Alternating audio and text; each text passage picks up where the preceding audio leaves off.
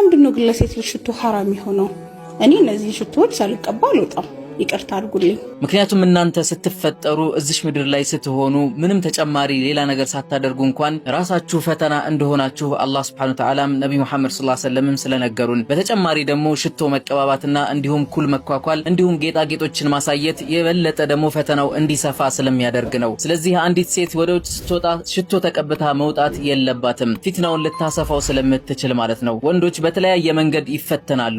አንዱ መፈተኛቸው ደግሞ ሽታ ሲደርሳቸው ነው። የሴቶች ሽቶ ደግሞ በጣም ከፍተኛ ሽታ ስላለው ብዙ የሆኑ ወንዶች እንዲወሰወሱ ሊያደርግ ይችላል። በተዘዋዋሪ ዝሙት ለመፈጸምና ወደ ዝሙት ለመቅረብ በጣም ትልቅ አስተዋጽኦ ሊያደርግ ስለሚችል ይህን ነገር መጠንቀቁ በጣም ወሳኝነት ያለው ጉዳይ ነው። ምናልባት እያስተዋወቅሽ ከሆነ እህቴ በተለያየ መንገድ ማስተዋወቅ እየቻልሽ ነገር ግን በዚህ መንገድ ማስተዋወቅሽ በጣም ከፍተኛ የሆነ ስህተትን እየተሳሳትሽ መሆኑን ልታውቂ ይገባል። ምክንያቱም አላህ Subhanahu Wa Ta'ala ሁል ጊዜ አንድ ነገር ሲያዘንም ሆነ ሲከለክለን በምክንያት እንደሆነ እናውቃለን። ይህ ነገር ለምን ሆነ ብለን መጠየቅ እንኳን አይጠበቅብንም። እስልምናን ስንቀበል ሙሉ ለሙሉ ወደንና ፈቅደን ከመጀመሪያ እስከ መጨረሻ ውስጣችን አምኖበት ሊሆን ይገባል። አንዱን ወደን ሌላኛውን የምንጠላበት ምንም ምክንያት አይኖረንም። ሐራም ከተደረገ የሆነ ነገር ከጀርባው የሚመጣው ነገር መጥፎ እንደሆነ ልናውቅ ይገባናል። ያንን በመፈጸማችን እዚህ ምድር ላይም ትልቅ የሆነ ፈሳድን ልናስፋፋ እንችላለን። የውመል ቂያማ ላይም ቅጣት ልናመጣ እንችላለን ማለት ነው። አንቺ ማስታወቂያ ሰርተሽ የምታገኘው ገንዘብ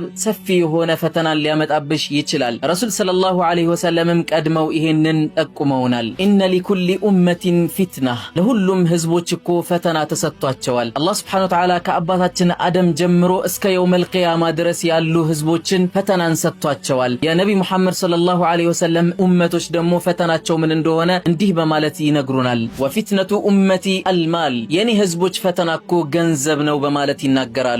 ገንዘብን የምናመጣበት መንገድ ሐራም ነው ሐላል ነው ብለን እያጣራን ካልሆነ በስተቀር ለፊትና እንደሚሆን ልናውቅ ይገባናል። በሐላል መንገድ የመጣው ገንዘብን ስንጠቀምበት ኒዕማ እንደሚሆነው ሁሉ በመጥፎ ነገር የመጣ ገንዘብ ደግሞ ለፊትና እንደሚሆን ማወቅ ይኖርብናል። ከዚህ ላይ የምታገኘው ውስን የሆነ ገንዘብ ይሆናል። ነገር ግን ዘላለም ህይወትሽን እያጠፋሽ ነው ያለሽው። ዘላለማዊ ህይወትሽ አኺራ ላይ ያለው ህይወትሽ ነው። አላህ የተናገረውን ንግግር አልቀበልም በማለትሽ የተነሳ ትልቅ የሆነ መዘዝን ሊያመጣብሽ እንደሚችል ማወቅ ይኖርብሻል። ረጅም በሆነ ሐዲስ ነብይ መሐመድ ሰለላሁ ዐለይሂ ወሰለም ሲያስተምሩን መጨረሻ አካባቢ ላይ እንዲህ በማለት ነው የዘጉት። አላ ወኢነ ሊኩሊ መሊኪን ሒማ፣ ለማንኛውም ንጉስ እኮ ክልክል ድንበር የሚባል ነገር አለው። ከዛ ድንበር ካለፋችሁ የምትቀጡበት የሆነ ህግ አለ እዛ መንግስት ውስጥ ማለት ነው። አላ ወኢነ ሒመላሂ መሐሪሙ፣ የአላህ Subhanahu Wa Ta'ala ድንበር ደግሞ እሱ እርም ያደረገውን ነገር መተላለፍ ነው። ያንን መተላለፍ የአላህን ድንበር መተላለፍ ነው። ሐራም ነው ከተባለ የሆነ ነገር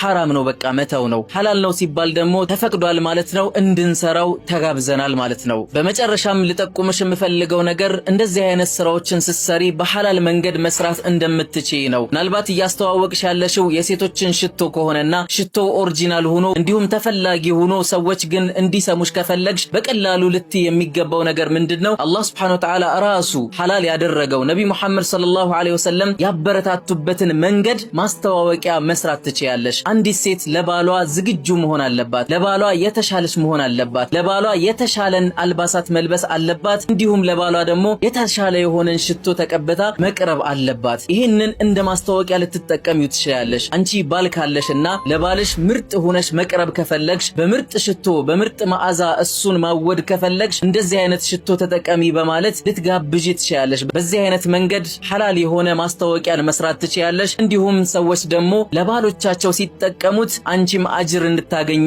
ይሆንልሻልና እንደዚህ አይነት የሆኑ አሰራሮችን ብትሰሪ የተሻለ ነው። እንደ ጥቆማ ሌሎቻችሁም እንድትጠቀሙበትና እንድትጠነቀቁ ያክል ነው ይሄን ቪዲዮ መለቀው። የዛሬው መልእክቴ ነው። ወሰላሙ አለይኩም ወራህመቱላሂ ወበረካቱ።